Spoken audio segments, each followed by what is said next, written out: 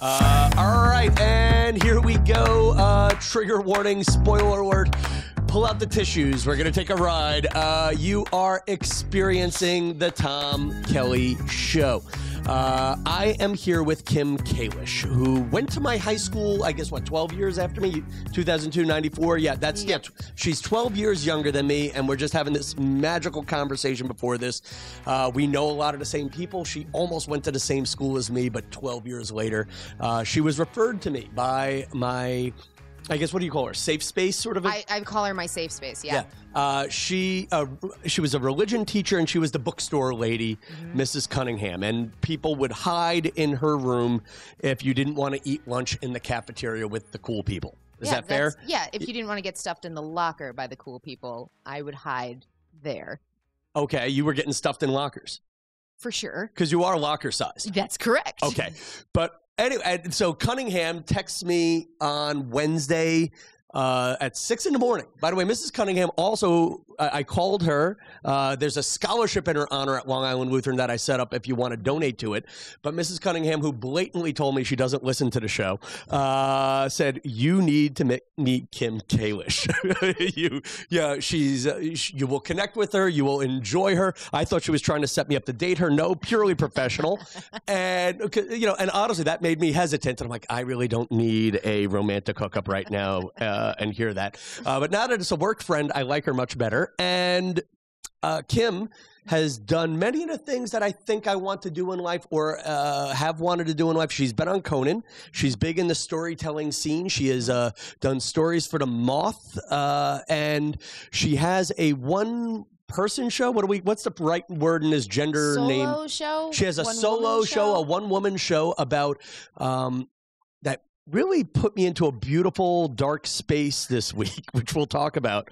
What's it called again? It's called The Funny Thing About Death.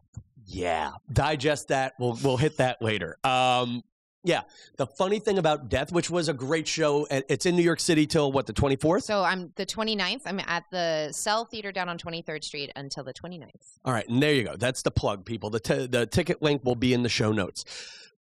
We'll build up to the show. Okay. Storytelling. Yeah. I guess first let's start. I'll tell the story that got me, because I didn't just say, all right, old teacher says she has to be on the show. Let's do this. I started looking at your YouTube.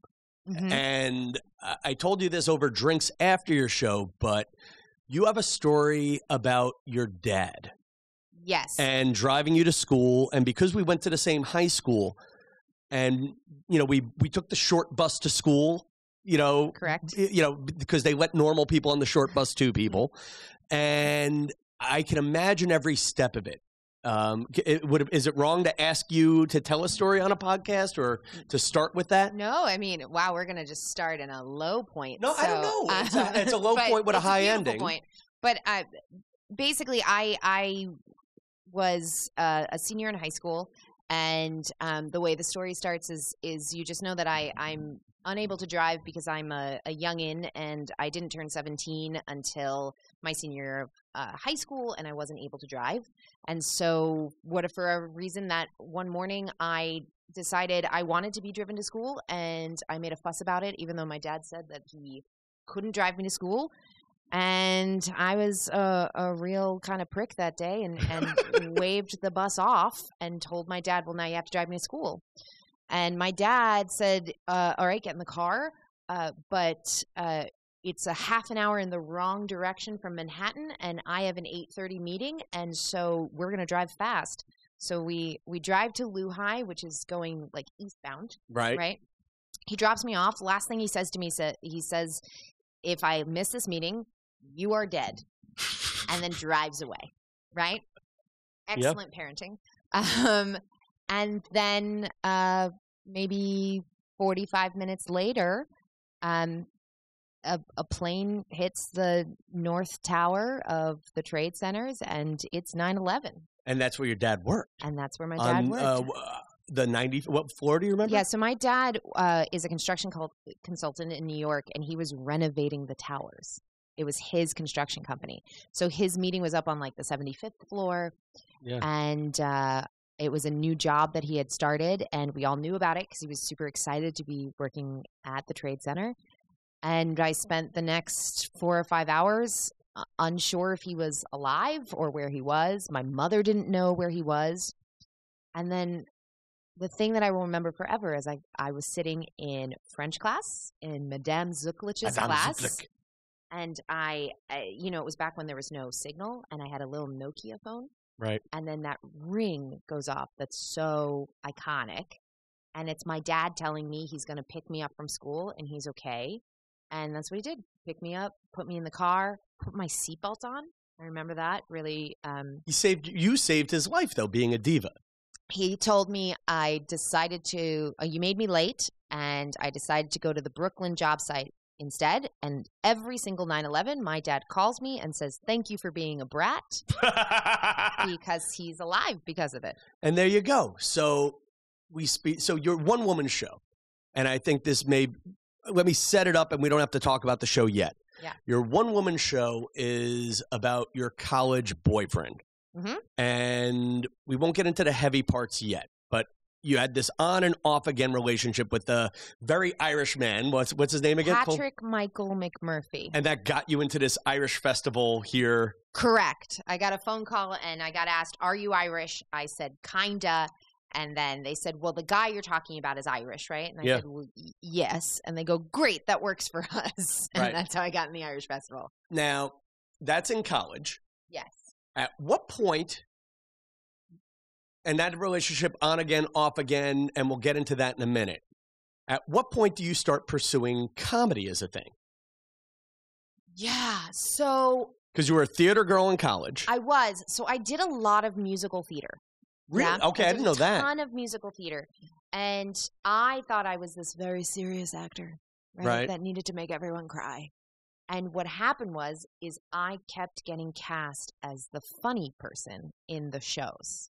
Really? So you weren't the leading lady, you were the plucky relief. Always the comic relief. Okay. And from there, I got asked to be a part of a sketch, and I did my first sketch. In New York City. Yeah, this is right when sketch comedy started getting on YouTube. Yeah. Right? And everyone was like, make a YouTube channel. And so I got asked to be a part of a sketch, and I did that sketch, and then someone turned to me and said, "Have you ever done improv?" And I said, "No." And I was like 23, so 24, something like that. And they said, "Well, you should really try UCB." And this is around, what, 2008-ish? Yeah, 2008, 2009. Okay. Actually, I can tell you, it's 2009. It was after Patrick had passed away. It was 2009, and someone said, "You should try improv." And so that's what I did. I found UCB, and I became addicted. And then you went into the Moth storytelling scene through that? That wasn't until Los Angeles. That was ages later. Okay. So I guess, you know what? Let's get into what the show's about. Sure. Then. So if you find Kim's YouTube, amazing stories, happy ones, with very, very clear happy endings, like the story about your dad in 9/11. Sure. Okay. A couple of other really funny ones. One that we got on the radio about you bartending. Yes. Okay. We got that on Z100, and we got that on Elvis Duran. Now, your one-woman show is much heavier. And if I'm going to tell you my interpretation, you fix it. Great. You start by talking about your on-again, off-again boyfriend, who I'm half very charmed by the way you tell the story. Right.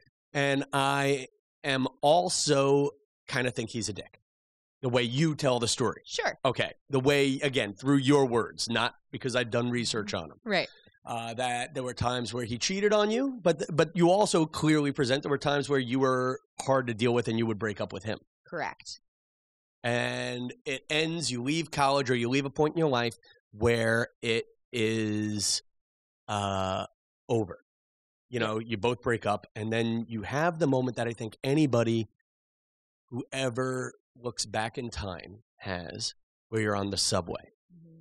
Tell everybody that story for a second. So New York is magical, right? Like this city is magical.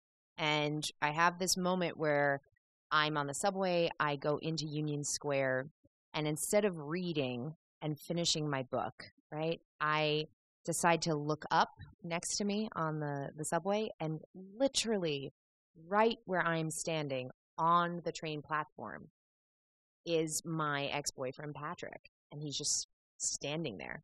And at the time, I didn't even know he lived in New York. I had no idea. And what year is this, roughly? 2008. Okay. And I had no idea he was there. And we just stared at each other the whole time that the train doors were open.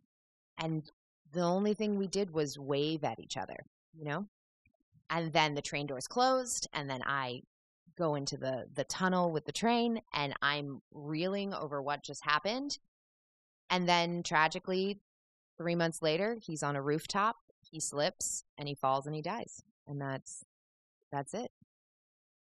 And I want to slow down that moment Sure. on the train, because I think that's the moment that a lot of us have, where that moment of, oh my God, we could reconnect. You see each other. Well, it's a sliding doors moment, right? It's a sliding doors moment. You're on one side, he's on the other. There's so much you want to say, but you don't say it. Yeah. And what's awful about yours, but I think the year 2008 is important to say out loud. Social media is still a twinkle in our eyes. Right. We're at that transition between MySpace and Facebook. I don't think people really had Facebook yet. Yeah. Or we were somewhere in between where not everybody was on it, or you didn't feel the urge to just write somebody right in that moment. Mm-hmm. What kept you from writing him right after you saw him? Oh, good question. Here's the right thing to say, and I don't want to make you cry here in my living room. But if you do, it would be great for ratings. But your show is about you dealing with his death, and the show spoke to me because, and it's that story that stuck with me, because I think that's the moment of you could go and fix things, and then you didn't. Yeah. He could have gone and fixed things. And you talk about how 3 months later at his funeral, he was talking about to his friends. He was telling his friends that he was thinking about fixing things with you and didn't. Yeah. That moment with the sliding door thing, it's such a embodiment of at least one moment, if not two, where I made the wrong decision with people, but they didn't die, which I'm mad about. Or we'll talk about what's worse in a second. I guess in that moment, did you think about, for those 3 months, did you think about picking up the phone? 100%. Yeah. Look, it's bonkers moment, right? It's insane in a city full of 8 million people. How are you running into that one person who happens to be in the same subway station on the same exact moment, in the same location on the train platform? That's insane. That feels like fate. Right. It feels like fate in the moment. Looking back 15 years later, it still feels like fate, right?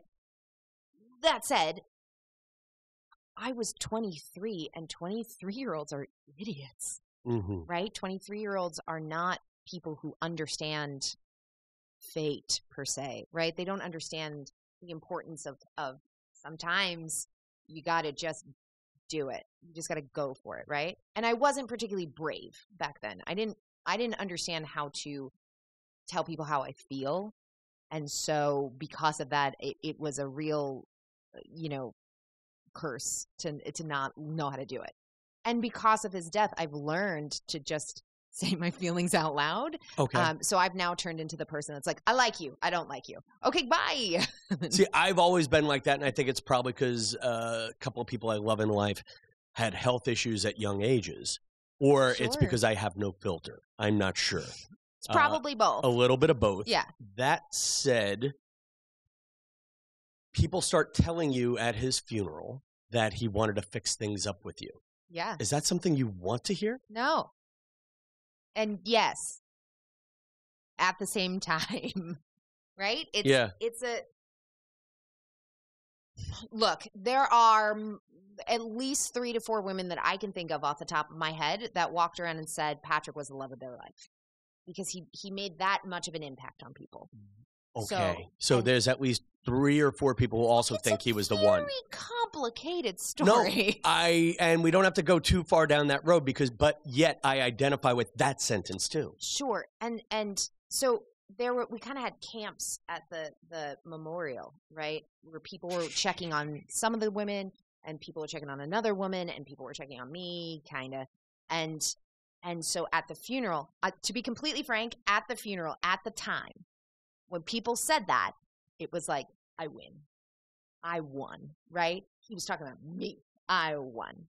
Now, 15 years later, I think it's a beautiful sentiment, and I will cherish it for the rest of my life.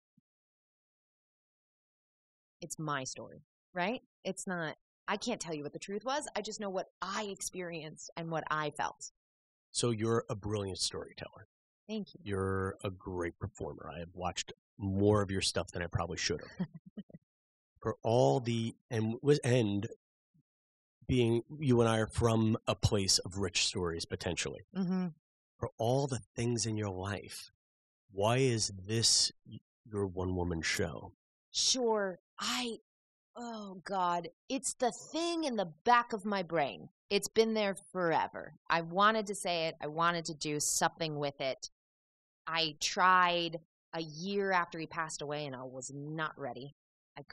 You know, when you're like working through something, you can't possibly talk about it in a show. I wasn't ready for that, right? And this is a thing that I realized during the pandemic when I wasn't performing, I wasn't really creating all that much. I got very cut off from my creative side during the pandemic.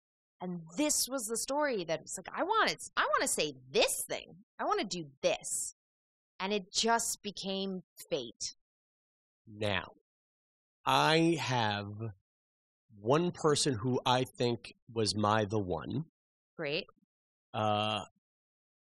She married someone else at one point Mm-hmm.